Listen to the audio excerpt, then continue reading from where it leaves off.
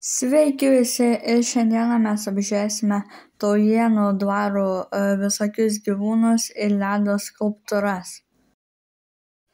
Dar prieš tai, aišku, yra visokių kioskelių, kur yra pardavinėjama maisto ir galų gale mes užeiname į ledo skulptūras ir jas visas apžiūrime bei padarome visokių nuotraukų.